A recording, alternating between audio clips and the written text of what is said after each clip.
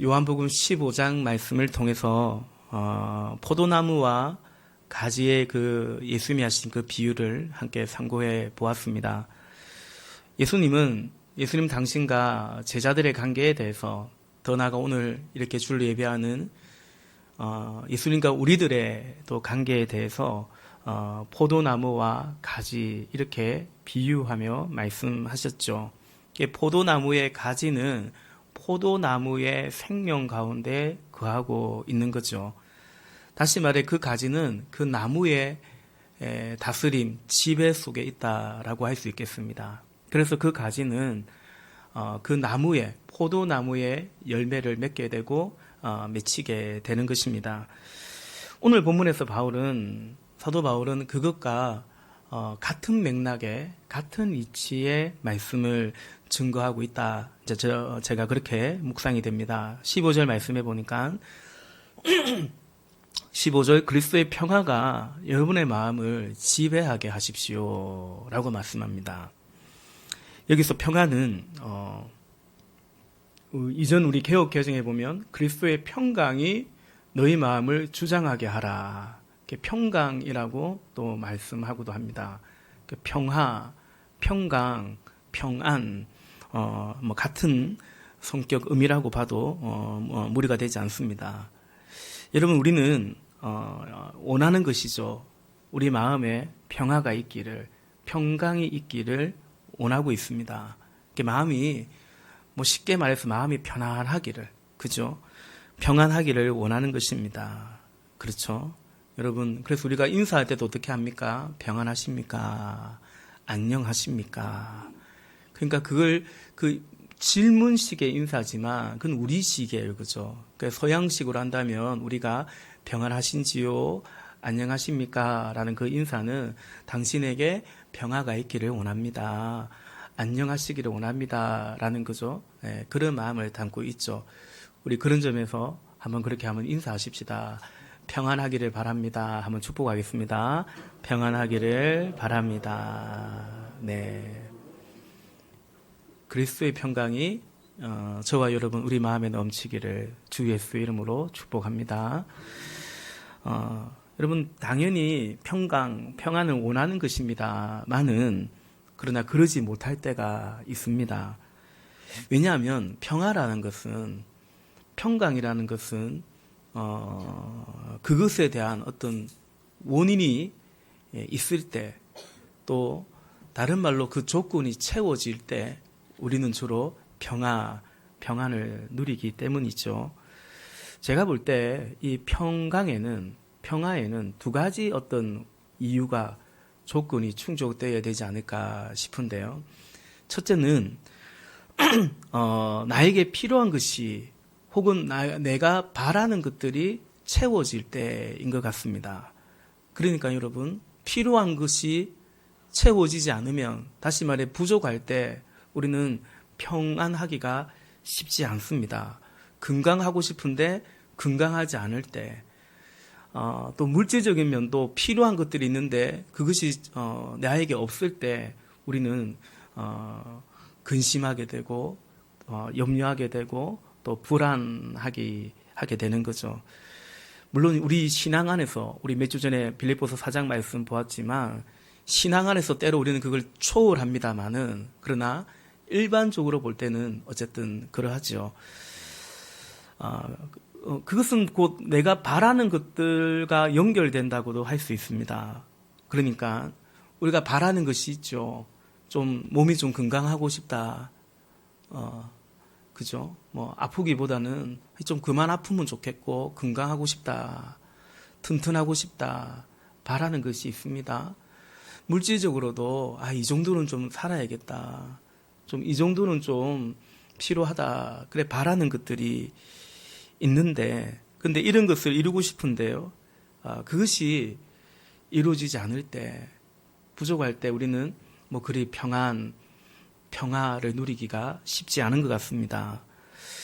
바라는 것이 이루어지지 않으면, 관계적인 면도 그렇죠. 가령 어느 청년이 딱 보니까 저 형제가 마음에 들어요. 저 자매가 마음에 든 거죠. 잘 좀 됐으면 좋겠어요. 잘 되고 싶어요. 근데 그게 잘 되지 않을 때, 나의 마음을 받아주지 않을 때, 마음이 이제, 평강이 없죠. 마음에 흡족함이, 사라집니다. 또 한 가지 우리가 평강의 조건 혹은 원인이라고 할 때, 그건 우리의 소망, 그리고 희망과 깊이 연관된다라고 생각합니다. 그러니까 우리가 소망하고 희망하는 것과 우리의 평강은 굉장히 결을 같이 해요. 앞서 조금 전에 내가 바라는 거, 그게 바로 소망이고 희망이라도 할 수 있겠죠. 그러나 지금 제가 말씀드리는 희망이라는 것은 훨씬 더 포괄적이고 또 궁극적인 차원에서의 내 인생의 희망, 바람 이런 것들을 말합니다. 이런 겁니다, 여러분. 포도나무의 가지, 그 포도나무의 생명 안에 거하는 것입니다. 다시 말해 포도나무의 그 통치, 지배 안에, 다스림 안에 있는 것입니다. 그러면 포도나무의 가지이면 당연히 무슨 열매 맺겠습니까? 포도 열매 맺게 되는 것인데요. 그런데 가지가 별로 그걸 희망하지 않는 거예요. 지난주에도 그런 말씀 드렸죠. 별로 그걸 좋아하지 않는 거예요. 여러분, 포도나무의 가지인데, 근데 포도나무의 가지로서 당연히 선택의 여지가 없이 포도 열매를 맺는 건데, 근데 그걸 희망하지 않는다면, 그걸 원하지 않는다면, 여러분, 말 그대로 희망이 없는 거죠. 내가 이렇게 포도나무의 가지로 붙어 있어 봤자, 맺는 게 그냥 포도 열매야. 포도나무의 가지로 살아봤자, 맺는 게 그냥 포도 열매야. 딱 그런 생각을 한다면, 그런 생각이 든다면 여러분, 한마디로 뭐겠습니까? 살아봤자 재미가 없는 거죠. 희망이 없는 거죠. 그러면 그 사람 마음에는 평화가 사실 없는 겁니다. 이 관계적으로도 마찬가지예요. 내가 이 사람하고 사는데, 이 사람하고 살아봤자, 그냥, 이런 거야? 우리 결혼 생활이 이런 거야? 이렇게 생각이 들면, 희망이 사라져버리면, 그러면 그 사람 안에는 평안이라는 거, 평강이라는 건 사실 잘 없게 되죠. 지난주에 말씀드린 것처럼 여러분, 포도나무는 비유니까 예수나무 아닙니까? 그 포도 열매에 포도 열매 맺히듯이 예수나무에는 무슨 열매 맺힌다고요? 예수 열매 맺히는 거예요. 그게 예수 열매, 우리가 예수님의 가지가 되어서 예수님의 생명 안에 거하면서 예수님처럼 되는 거죠.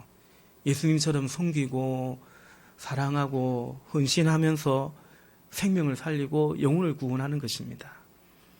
또 예수님 안에 거할 때 예수님의 인격인 성령의 열매를 점점 우리가 맺혀가는 거죠. 그러기 위해서는 자기 부인과 또 십자가, 그걸 또 우리가 통과해 가게 되는 거죠. 그게 이제 포도나무의 가지, 예수나무의 가지로서 우리에게 미치게 되는 열매. 우리는 이제 그 열매를 기다리고 그 열매를 맺어가기를 소망하면서 살아가는 거죠. 그런데 여러분, 그걸 원하지 않는다면, 예수 믿는 게 그런 거야? 그걸 좋아하지 않는다고 한다면요. 예수는 믿기는 믿는데 포도나무의 가지는 맞지만, 근데 포도나무의 가지가 되었을 때, 그런데 포도 열매가 아닌 다른 열매를 맺기를 원한다면, 제가 종종 말씀드리지만 사람들이 요한복음 15장의 포도나무의 가지 비유를 참 좋아하는데요. 그래서 막 붙어 있어야 된다, 접붙임돼야 된다. 그런데 열매는 너무 많은 종류의 열매를 바라는 것 같아요. 포도나무인데 감도 맺히고 배도 맺히고 대추도 맺히고 파인애플도 맺히고 내가 원하는 건 다 맺고 싶어 하면서 열심히 이제 포도나무의 가지로서 신앙생활 하려고 한다는 거죠. 근데 여러분, 그게 맺힙니까? 포도나무는 포도 열매 맺히는 거거든요. 예수나무에는 예수 열매 맺히는 건데 어떤 의미에서는 착각을 하는 거고요. 또 어떻게 보면 좀 죄송하지만 또 사람들을 속이는 것 같기도 하고요. 아닌데 포도 열매 나무에는 포도 열매 맺히는 건데 여기 잘 붙어 있으면 자꾸 다른 열매도 맺힌다고 하니까 그걸 그냥 믿음으로 아멘 받아들이면서 열심히 신앙생활을 하고 있는 것 같은 그런 느낌을 지울 수가 없습니다. 여러분, 요한복음 15장 2절에서 예수님이 말씀하셨죠. 내게 붙어 있는 가지지만 열매를 맺지 못하는 가지가 있다고요. 그 사람 잘 살 수 있어요. 세상이 말하는 것처럼. 그러나 예수님이 말하는 열매는 맺지 못한 채로 그냥 신앙의 연수는 더하고 신앙생활하는 어떤 기술적인 노련미는 더해질지 모르겠지만 신앙생활을 오래 했는데 별로 예수님 향기가 나지 않는 거죠. 예수님 닮은 것 같지 않는 거죠. 또 구령에 대한 마음도 없는 거죠. 나는 전도는 내 인생의 전도란 별로 나와 상관없다. 그러면서 별로 부담 없이 그냥 신앙생활을 하고 있는 거죠. 직분은 이제 올라가죠. 올라간단 말이 그렇지만 집사도 되고 권사도 되고 장로도 되고 혹가다 목사도 되고 그럴 수 있다라는 것입니다.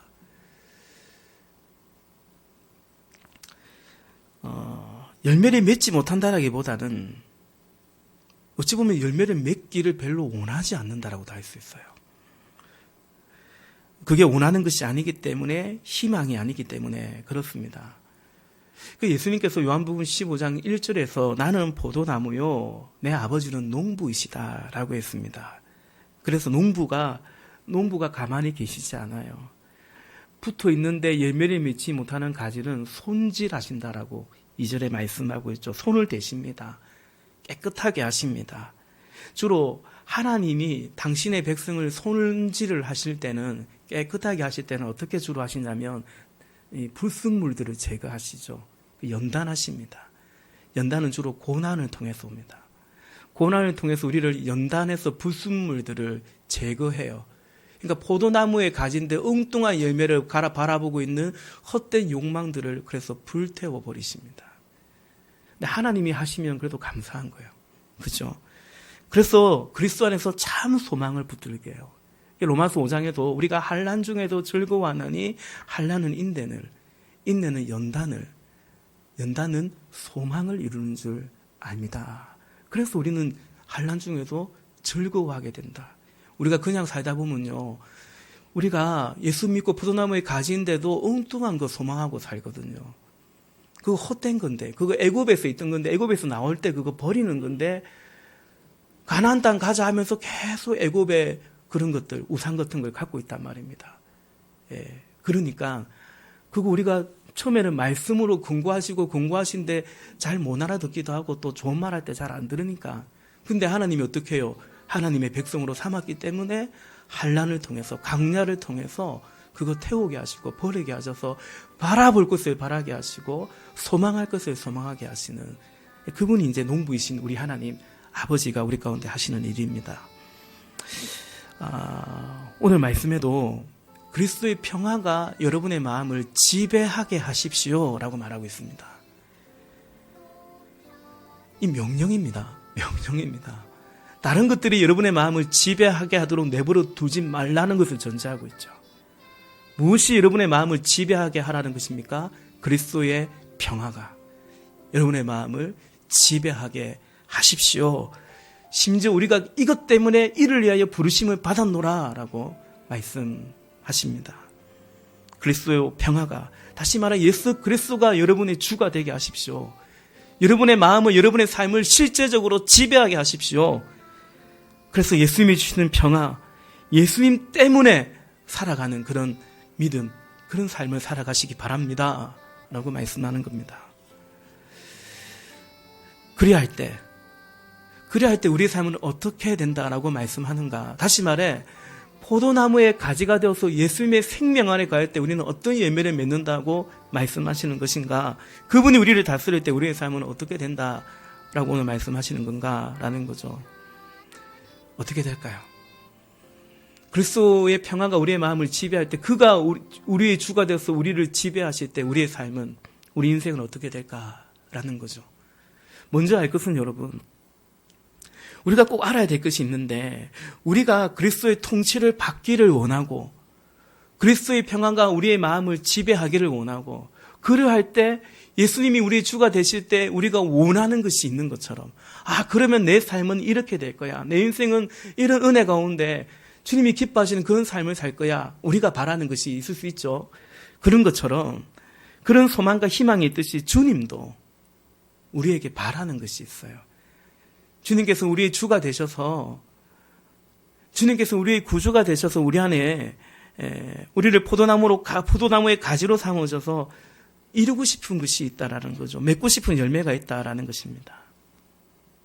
이해되시죠, 여러분? 당연한 말 같은데요. 왜 이런 말씀을 근데 드리는가 하면 자꾸 그걸 망각해요. 내가 예수 믿고 이렇게 됐으면 좋겠다는 것만 자꾸 그 생각만 해요.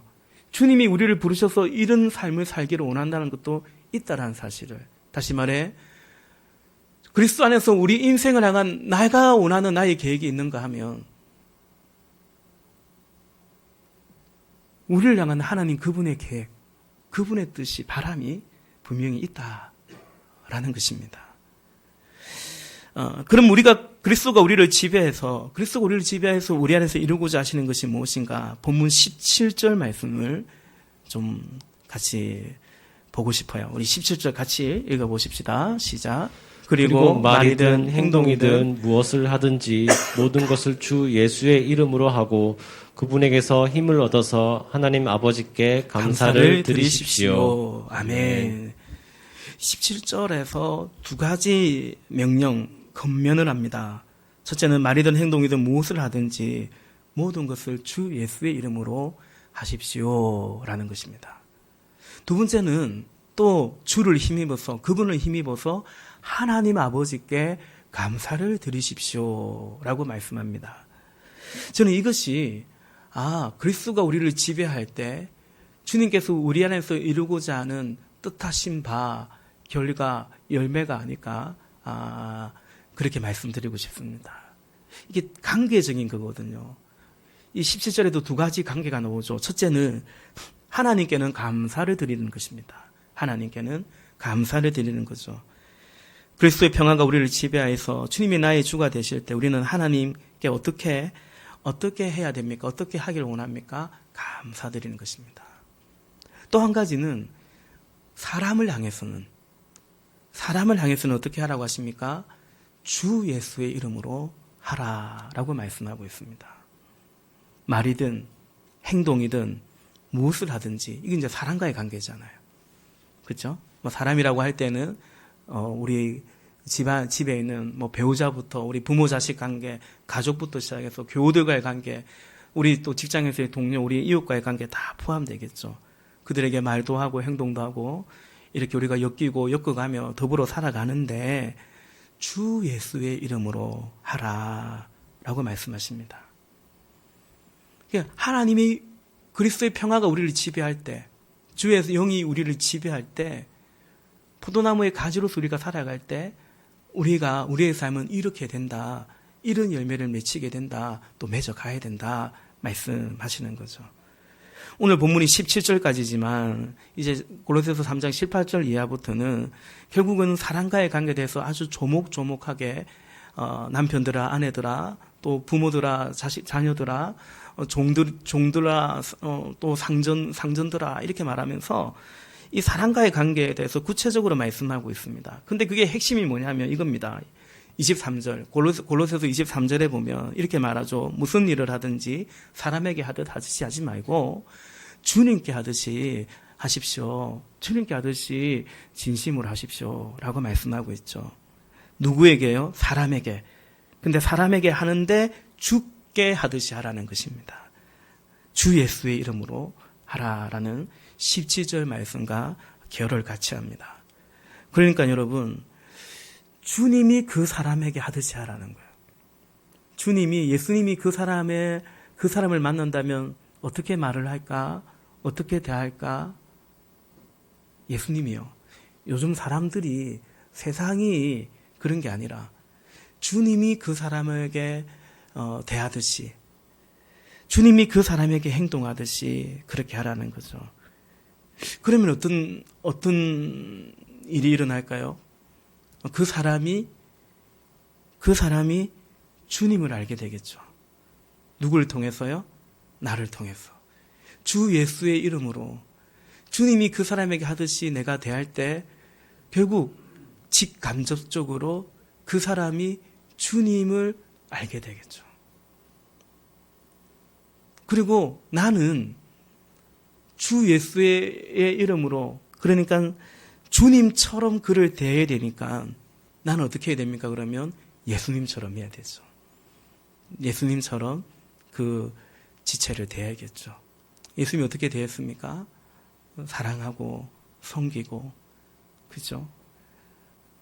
세상은 연약하고 버린 자들인데 예수님은 그들의 친구가 되어주시고 그들의 주가 되어주신 것처럼 나는 이제 그렇게 예수님처럼 그렇게 살아가는 거죠. 여러분, 그렇습니다. 그리스도가 우리를 지배하면 우리는 예수님이 그 사람을 대하듯이 그를 대하게 되고, 그리고 그는 나를 통해서, 우리를 통해서 예수님을 어쨌든 간에 직간접적으로 알아가게 됩니다. 그리고 우리는 그때 그러한 우리의 삶을 보면서 하나님께 감사하게 된다고 말씀하고 있어요. 사람을 대할 때 예수의 마음으로 대하면 여러분, 하나님 향한 감사가 우리 안에서 우러나오게 된다라는 것이죠.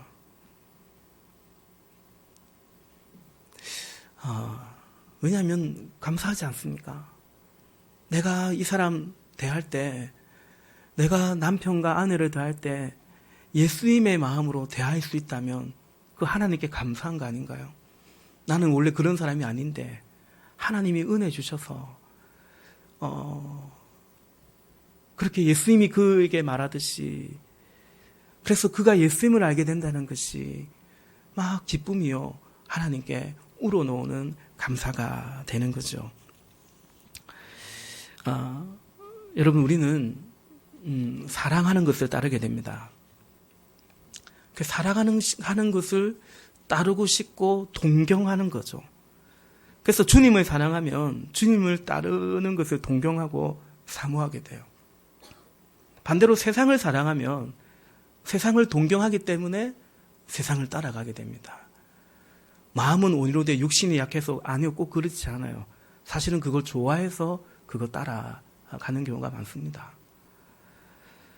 그런데 간혹 사랑하지는 않는데, 원하지는 않는데, 근데 그 길을 가야 될 때, 그 길을 가야 될 때가 있죠. 간혹이 아니라 자주 그럴 수도 있습니다. 출근하고 싶지 않은데, 별로 내 이해서 안 다니고 싶은데, 근데 오늘도 나는 그 길을 가고 있다. 예, 가고 있는 거죠. 학교 가기 싫은데 안 가면 안 되니까 학교 가기도 하고, 교회도 그런 거야. 교회도 또 그럴 수, 신앙생활 하다 보면, 그죠?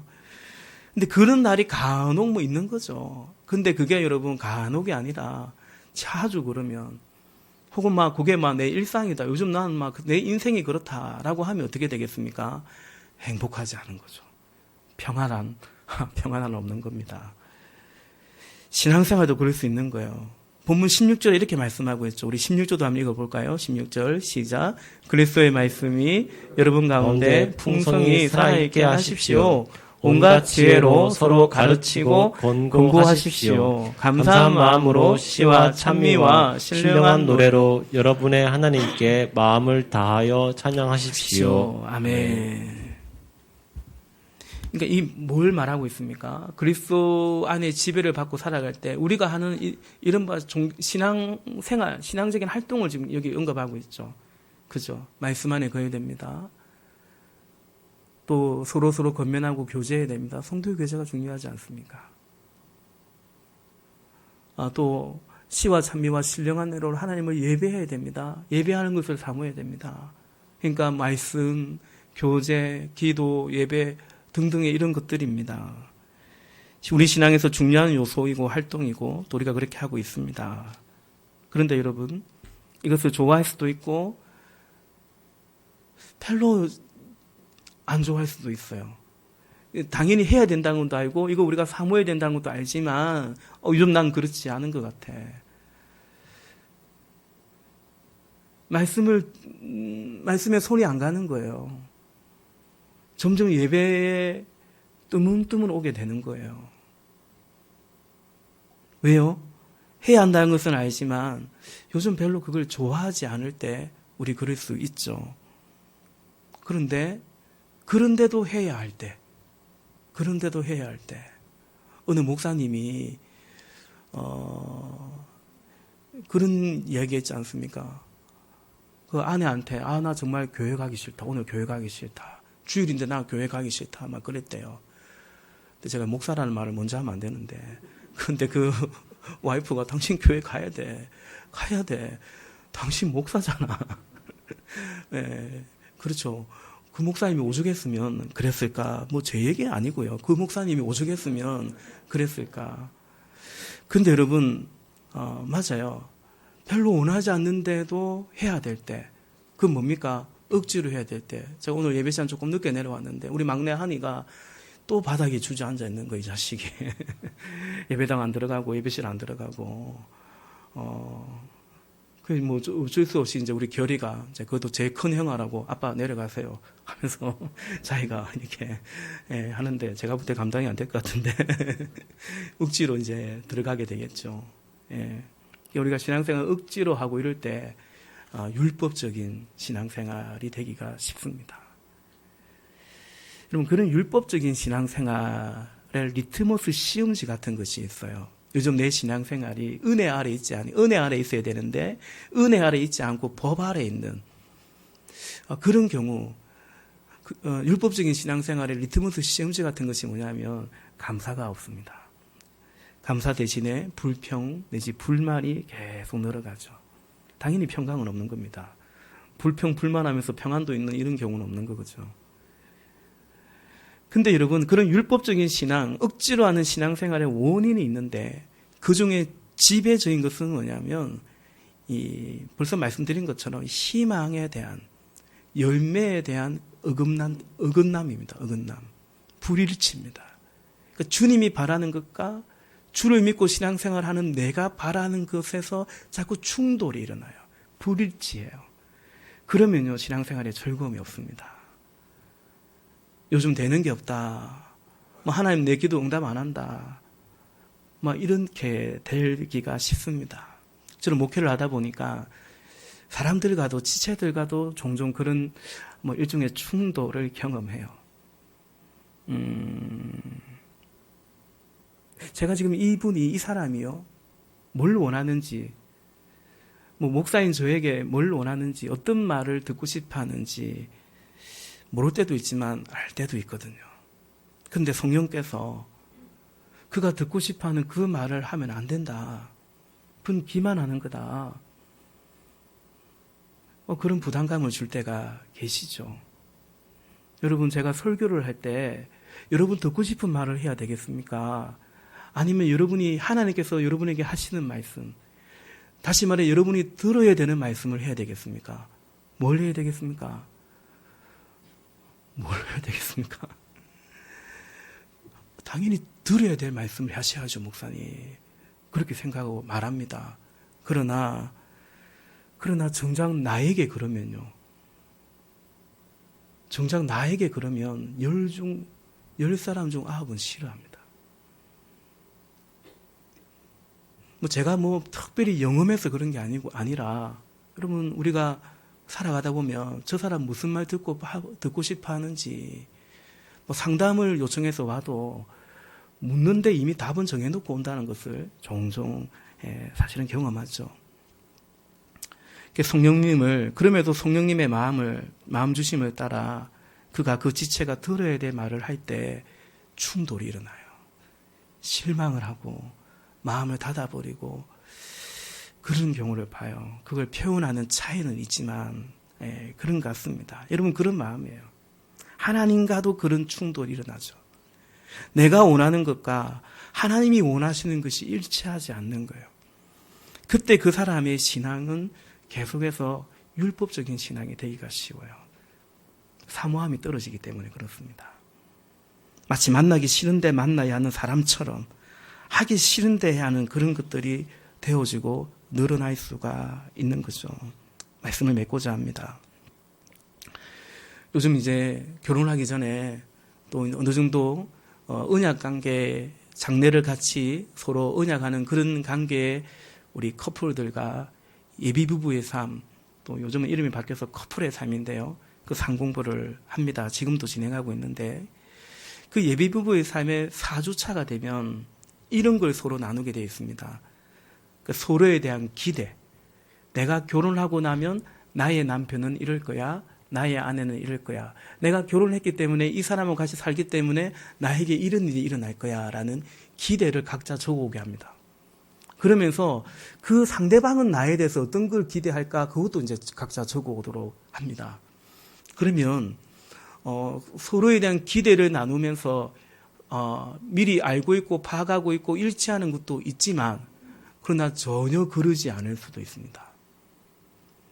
그게 예시 그 가제장의 예시에도 나와 있는데 형제는 이런 걸 원하는 거죠. 남편은 퇴근하고 오면 자매가 된장찌개를 보글 끓여주고 따뜻한 밥을 해주고 뭐 진수성찬을 바라는 게 아니에요. 그냥 그렇게 둘러 앉아 밥을 먹는 걸 원한다는 거죠. 그 기대를 딱 들은 자매는 이게 미쳤나 이게. 나도 돈 벌고 나도 일하는데 모르지. 햇반 내가 먹자 하면 그러니까 요즘 사람들이 진짜 외식을 많이 하거든요. 집에 밥을 잘 안 먹어요. 예.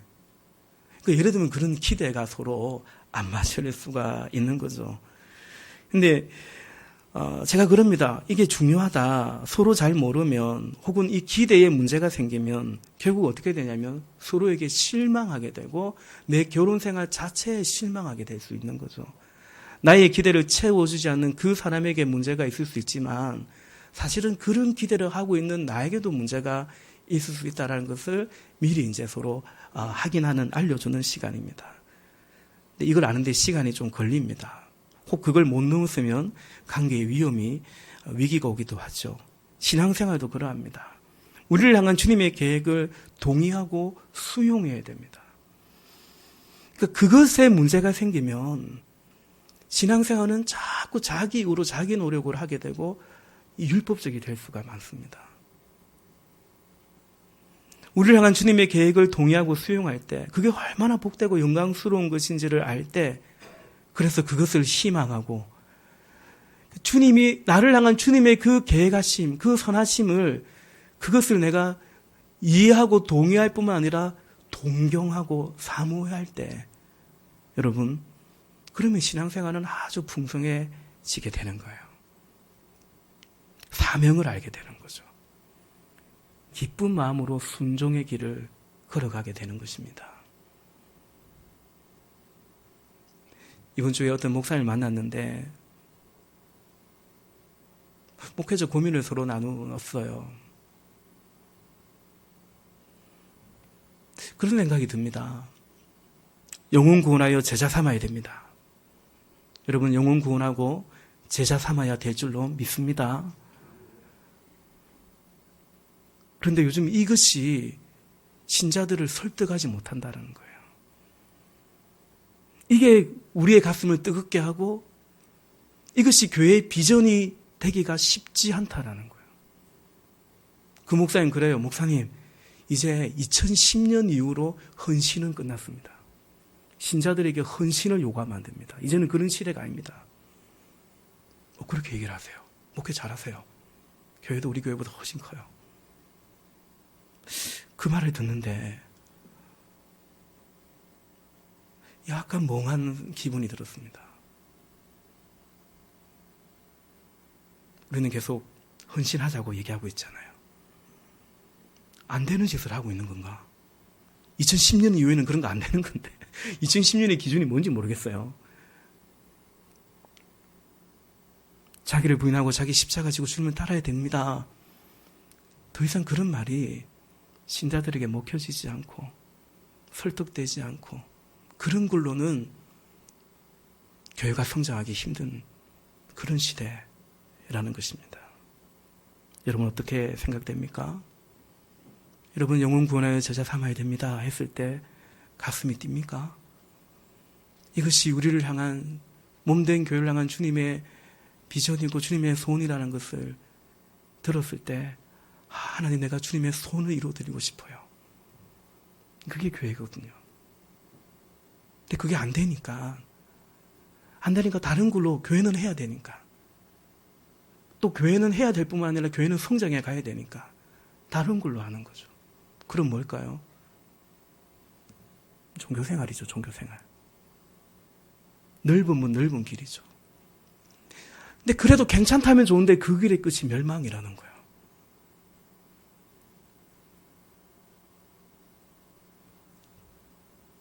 여러분 어떻습니까? 오늘 우리 교회는 어떤가요? 어떻게 해야 되겠습니까? 제가 그분과 교제하고 기도할 때 든 생각은 그겁니다. 그래서 광야가 필요하다라는 것 같습니다. 방향을 틀어서는 안 되죠. 맞아요. 영혼구원에 죄 삼는 것이 우리의 자기를 부인하고 자기 십자가를 지고 주님을 따라야 된다는 것이 우리를 설득하지 못한다면 그러면 시간이 필요한 거죠. 방향을 틀어서는 안 되지 않겠습니까? 광야로 돌아가자고, 애굽으로 돌아가자고 해서는 안 되지 않겠습니까? 광야 시간이 10년이든 20년이든 30년이든 40년이든 약속의 땅을 향해서 가기는 가야 될 거 아닙니까? 저는 가정교회로 우리가 준비해 갈 때 말씀드린 것처럼, 수요일에도 말씀드린 것처럼 가정교회 자체가 목적은 아닙니다. 그러나 주님의 교회는 되어야죠. 예수님의 소원을 이루어드리는 교회, 그것으로 인해서 우리가 만족하고 행복하고 평화를 누리는 그런 성도, 그런 교회가 되어야 되지 않겠습니까? 그것이 우리의 희망이어야 되지 않겠습니까? 사랑하는 여러분, 광야는 하나님의 보호입니다. 언약을 향한, 그러나 끝내 그 하나님을 믿지 못하는 그 백성을 향한 광야는 하나님의 인내요, 하나님의 기다림의 사랑의 시간입니다. 오늘 말씀의 제목이 여러분의 마음을 지배하게 하십시오입니다. 우리의 마음을 그리스도의 평화가 지배할 수 있기를 바랍니다. 주님이 우리를 향한 그 계획이, 그 희망이 오늘 우리의 희망이 되고 그것이 우리의 마음을 지배할 수 있기를 바랍니다. 그것이 우리를 지배할 때 결국 주님이 원하시는 우리는 삶을 살아가기를 결단하고 동경하고 주님과 더불어 그 길을 갈 수 있을 줄로 믿습니다. 그 부르신 가운데 우리가 함께 부름 받았사오니 우리 같이 그 길을 향해서 나아갈 수 있기를 주님의 이름으로 부탁을 드립니다. 기도하십시다.